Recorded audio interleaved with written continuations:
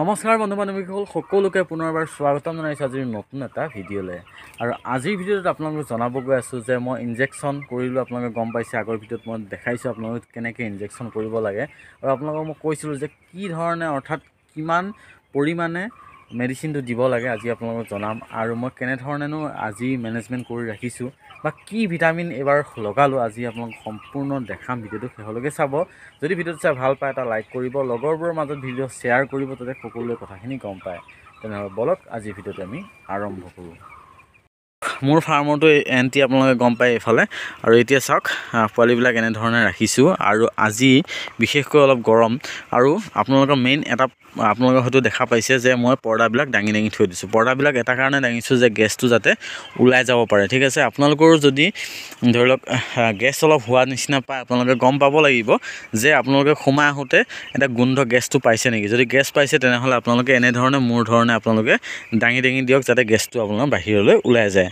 আৰু এটা মেইন বস্তু প্ৰব্লেম বহু নতুন ফাৰ্মাৰখিনিয়ে কৰে, সেই প্ৰব্লেমটো মই আপোনালোকক দেখাই আছোঁ। এই প্ৰব্লেমটো হৈছে আপোনালোকে এই ওপৰৰ ফালে চাওক, এই ওপৰৰ ফালে যদি আপোনালোকে এনেকৈ গেপছ নিদিয়ে তেনেহ'লে কিন্তু বহুতেই গেছ হ'ব আপোনালোকৰ ফাৰ্মখনত। ঠিক আছে, আৰু মোৰ এটা বস্তু মোৰ মানে সলাবলগীয়া হৈ আছে। এই বস্তুটো হৈছে এই ছাইড কাৰ্টেনটো আপোনাৰ মাজে মানে ছিঙিছে। ঠিক আছে, সেইটো কাৰণে মই সেইটো সলাব লগা হৈ আছে। আৰু যাতে মোৰ গেছটো ওলাই যায় সেইটো কাৰণে মই এইটো দাঙি দিছোঁ। আৰু গেছটো এতিয়া বৰ্তমান নাই। ঠিক আছে, আৰু যিবিলাক ইচি ফাৰ্ম, আজিকালি ইচি ফাৰ্ম আহিছে, আপোনালোকে হয়তো দেখা নাই ইচি ফাৰ্ম, বা মই যোৱাও নাই। ইচি ফাৰ্মত কি হয়, আপোনাৰ ডাঙৰ ফেন থাকে, আৰু ডাঙৰ ফেনৰ কাৰণে সিহঁতৰ মেইন এমনিয়া হ'ব নিদিয়ে, অৰ্থাৎ গেছ হ'ব নিদিয়ে। ইচি ফাৰ্মৰ মেইন লক্ষ্যটো হ'ল সেইটো যাতে গেছ নহয়। ঠিক আছে, গেছ নহ'লে আপোনাৰ চৰাইও একো প্ৰব্লেম নহয়। ঠিক আছে, গতিকে ইচি ফাৰ্মৰ মেইন উদ্দেশ্যটোৱে হ'ল সেইটো, আৰু ধুনীয়াকৈ মানে চৰাইবিলাক ডাঙৰ হয়, আৰু মৰ্টেলিটিটো খুব কম হয়।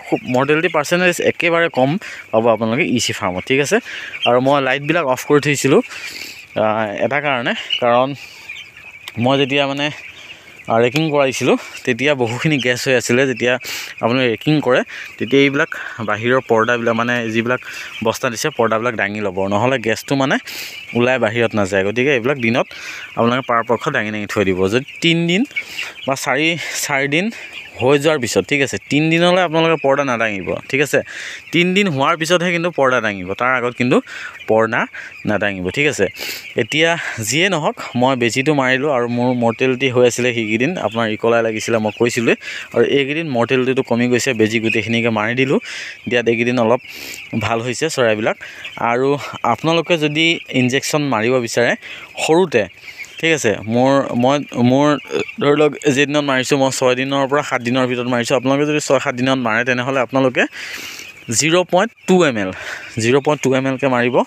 এটা চিৰিঞ্জত যদি 10 ml থাকে তেনেহ'লে 10 ml আপোনালোকে 50টা মাৰিব লাগিব, আৰু তেতিয়া কোনো ধৰণৰ প্ৰব্লেম নহয়। যদি আপোনালোকে বেছিকৈ মাৰে, আপোনালোকৰ পৰিমাণটো যদি বেছি হয়, কিন্তু তেতিয়া আপোনাৰ লেট্ৰিনটো ঢিলা হ'ব বা এনেকুৱা ধৰণৰ প্ৰব্লেম কিছুমান আহি যায়। ঠিক আছে, আৰু আজি আপোনালোকক মই মেনেজমেণ্ট এনেকৈয়ে কৰিছোঁ, মই আপোনালোকক দেখাইছোঁৱেই।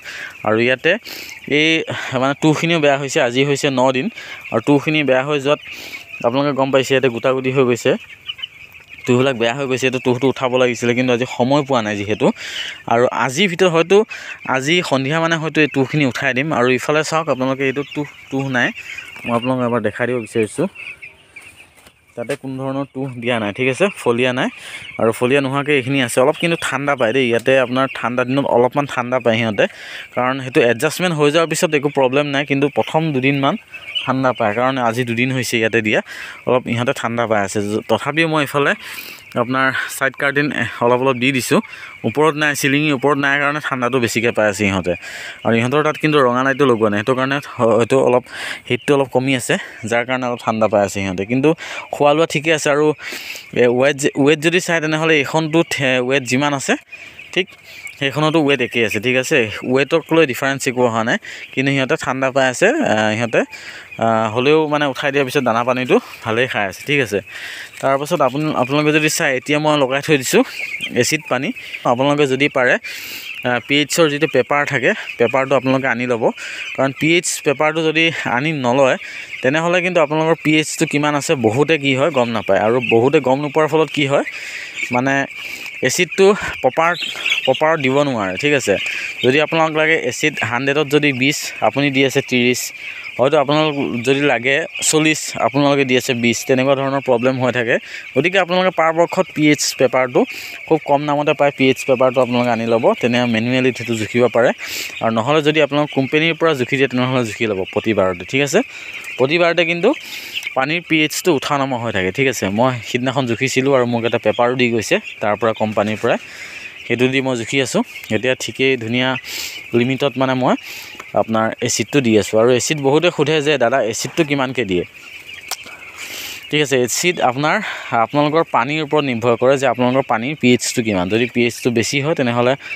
আপোনাৰ বেছিকৈ দিব লাগিব যদি pHটো কমি থাকে তেনেহলে কমকৈ দিব লাগিব গতিকে সেইটো পানীৰ ওপৰত নিৰ্ভৰ কৰে আৰু আজি আপোনালোক এইখিনিয়ে দেখালোঁ আৰু আজি চাফা কৰিম নিপুল ডিংকাৰ ঠিক আছে নিপুল ডিংকাৰত আপোনাৰ এইটো দি আজি চাফা কৰিম 24 ঘণ্টা থম থৈ কালিৰ পৰা হয়তো নিপুল ডিংকাৰত পানী দিম আৰু এইবিলাক ডিংকাৰবিলাক উঠাই দিম ঠিক আছে কি ডিংকাৰ চাং ফাৰ্মৰ কাৰণে বেষ্ট হ'ব সেইটো জনাব লাগে মই জনাম এটা ভিডিঅ' নেক্সট এটা ভিডিঅ' বনাম আৰু বহুতে এটা কমেণ্ট কৰি আছে যে চাং ফাৰ্মৰ ওপৰত ভিডিঅ' লাগে চাং ফাৰ্ম এখন বনালে কিমান টকা খৰচ হয় চাং সেইটো মই সেইটো ভাবি থৈছোঁ সেইটো বনাম কিন্তু সেইটো আপোনাৰ আহি আছে এই ভিডিঅ'টো আপোনালোকে পাব সেই ভিডিঅ'টো চোৱাৰ পিছত হয়তো আপোনালোকে বহুখিনি আপোনালোক উপকৃত হ'ব গতিকে আৰু চাওক মই এইবাৰ পোৱালিতে লগোৱা ভিটামিনটো মই আপোনালোকক দেখাম বুলি কৈছোঁ এইটো পাহৰিয়ে যাওঁ গতিকে মই আপোনালোকক আজি মই সেই ভিটামিনটো এবাৰ দেখাই দিব বিচাৰিছোঁ আৰু সেই ভিটামিনটো মই আগত কিন্তু আপোনালোকক কৈছোঁৱে তথাপিও মই এবাৰ দেখাই দিব বিচাৰিছোঁ এইটো হৈছে এইটো জিংকোভিট ঠিক আছে এইটো হেল্থ ছাপ্লিমেণ্ট এইটো মানুহে খোৱা হয়